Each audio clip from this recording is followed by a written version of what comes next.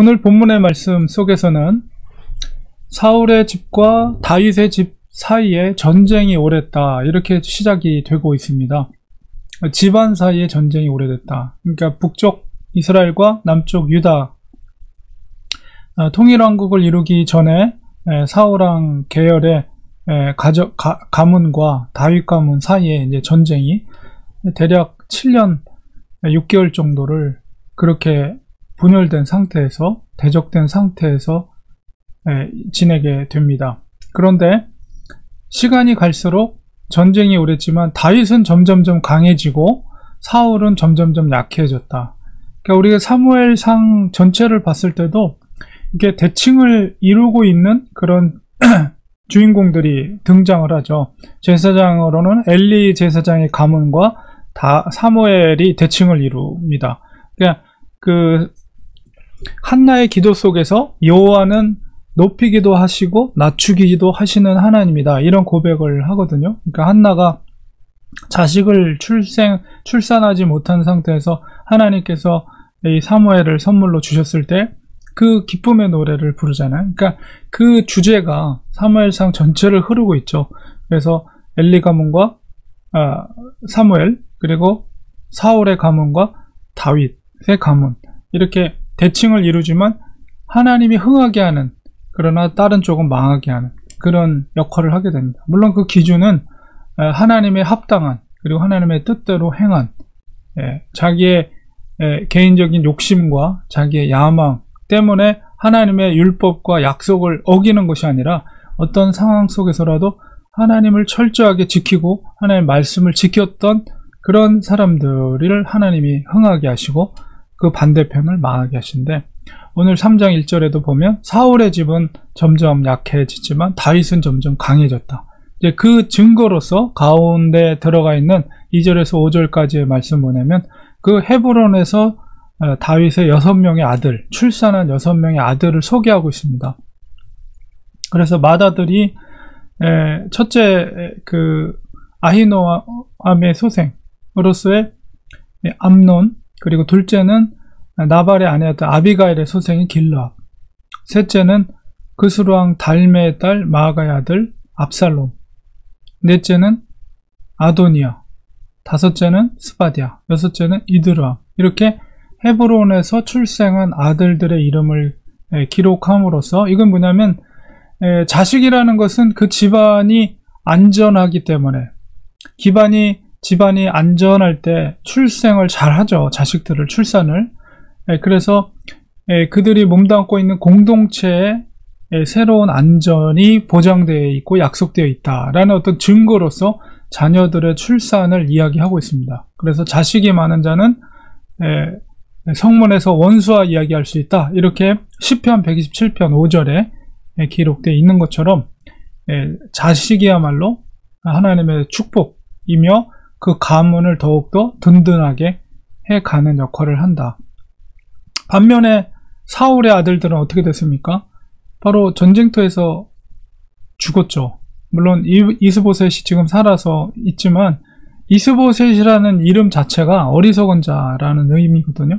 그러니까 그만큼 사울의 아들들 중에서는 조금 뒤처지는 아들이 결국 지금 북쪽의 이스라엘 생존했기 때문에 왕으로서 역할을 하고 있습니다.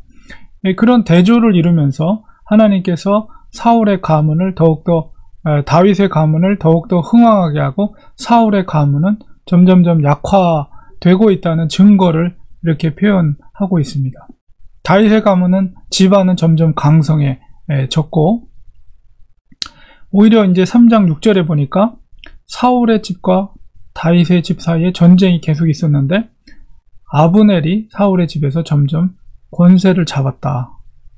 그러니까 아브넬은 사울과 이제 동등한 이제 그 친족상 사울과 같은 위치에 있어요. 그러니까 사울과 그 같은 이제 부모 밑에서 자라났기 때문에 아브넬이 이 이스보셋은 이제 작은 아버지에 해당됩니다.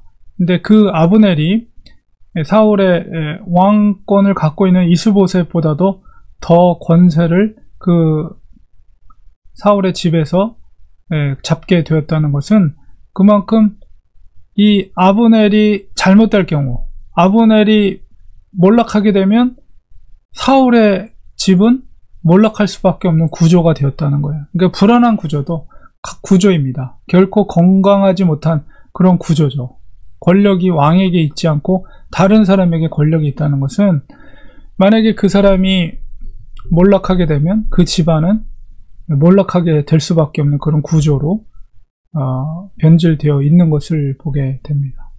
그래서 이제 헤브론에서 나왔던 자식들이 물론 이제 나중에 결과적으로 보면 그 아들들이 사실 부모에게 정말 효도하거나 그런 사람보다는 좀 문제가 많은 사람들이 많이 등장을 합니다. 특별히 이제 압살롬 같은 경우는 이 부모가 그스루왕 달메의 딸이라고 이렇게 표현되어 있는 것을 봤을 때 다윗이 뭔가 자기의 정치적인 입지를 넓히기 위해서 전략적인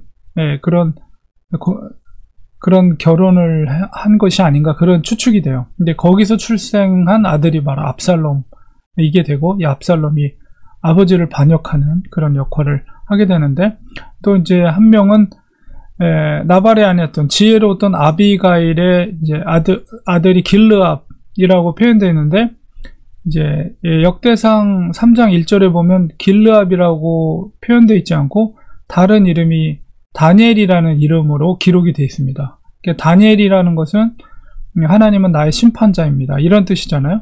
근데 심판자라는 뜻인데 이제 그 이름을 아마도 길르압으로 바꾼 것이 아닌가. 길르압이라는 것은 그의 아버지와 동일한, 그의 아버지와 똑같은 이런 의미를 갖고 있어요. 그러니까 이 다니엘이라는 이름은 마치 그 갈멜 사람 나발을 하나님이 심판하셨다는 의미 속에서 이렇게 다니엘이라는 이름이 오히려 놀림감이 되고, 물론 이제 예언서에 나오는 다니엘은 그렇지는 않지만 그렇기 때문에 길르압, 다윗과 같은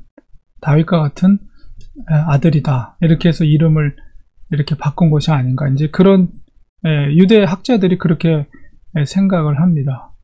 그래서 나름대로 이제 아비가일이 지혜로운 여인이었기 때문에 그 밑에서 그 아들 길르압은 특별하게 이제 문제를 일으키지는 않거든요. 이제 그런 걸 생각할 때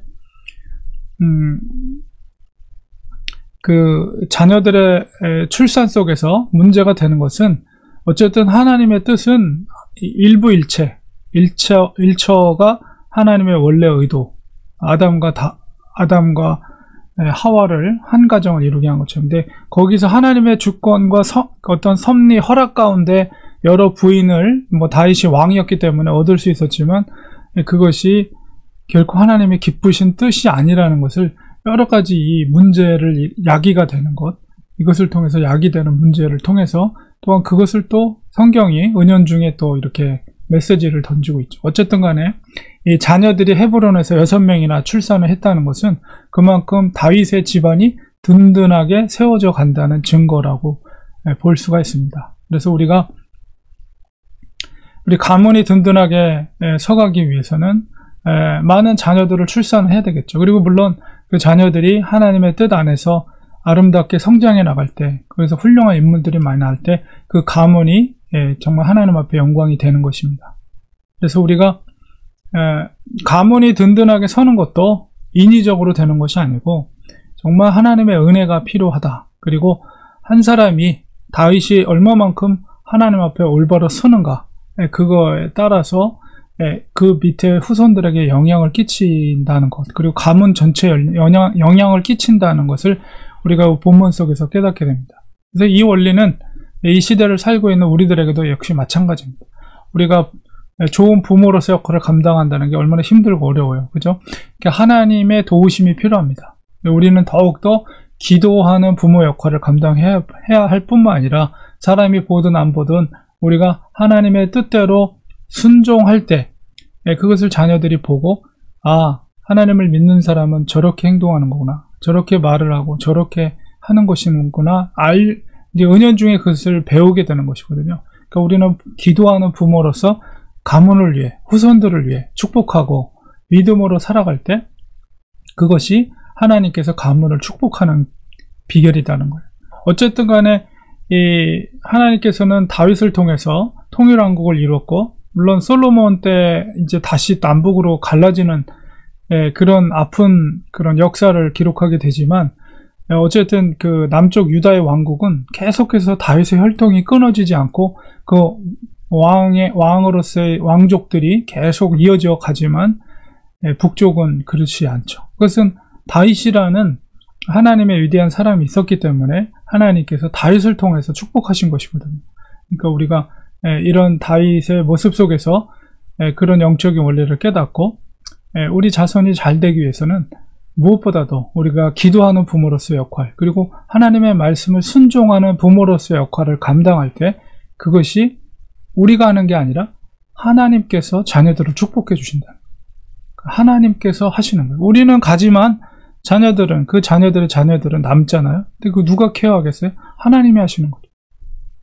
그러니까 우리가 섬기는 그 하나님을 우리의 후손들이 섬길 수 있도록 우리는 기도하는 역할만 하는 거예요.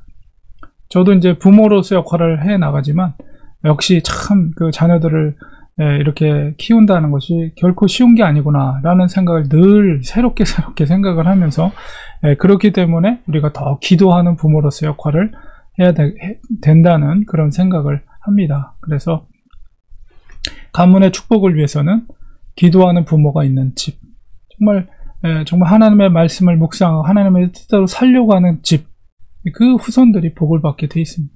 이 원리를 생각하면서 여러분의 자녀들을 위해, 여러분의 가문을 위해서 끊임없이 기도하시고, 또 하나님의 뜻대로 하나님이 도와달라고 기도하시는 믿음의 부모님의 역할을 감당하는 우리가 되어야 되겠습니다. 기도하겠습니다. 하나님, 여전히 사울의 집안과 다윗의 집안이 충돌을 하며 전쟁을 벌이는 가운데 있지만, 하나님은 다윗을 흥하게 하셨고 사울을 이제 저물게 하는 그런 역사적인 과정을 보게 됩니다. 그 속에서 하나님은 헤브론에서 6명의 아들, 다윗에게 아들을 허락해 주셨습니다. 자녀들이 축복을 받게 되는 것은 바로 그 부모가 얼마나 하나님의 뜻대로 살아가는가, 하나님의 뜻대로 기도하며 하나님을 의지하는가에 달려있다는 것을 우리가 다윗을 통해서 깨닫습니다. 우리도 정말 기도하는 부모가 되게 하시고 자녀들을 위해서 말씀을 순종하는 모습을 보이는 저희들이 되게 해주셔서 우리가 섬기는 하나님을 우리의 자녀들도 섬기고 우리의 자녀들의 자녀들도 섬기고 자자손손 하나님을 영화롭게 할 수 있는 그런 축복된 가문이 되게 해주시고, 그 가문을 통해서 정말 우리가 이민자로서 이렇게 미국에 와서 살고 있지만 우리의 자녀들이 정말 미국의 이 주류 사회 속에서 영향력을 끼칠 수 있는 훌륭한 자녀들로 성장해 나갈 수 있도록 하나님 축복하여 주시옵소서. 예수님의 이름으로 간절히 기도드리옵나이다. 아멘.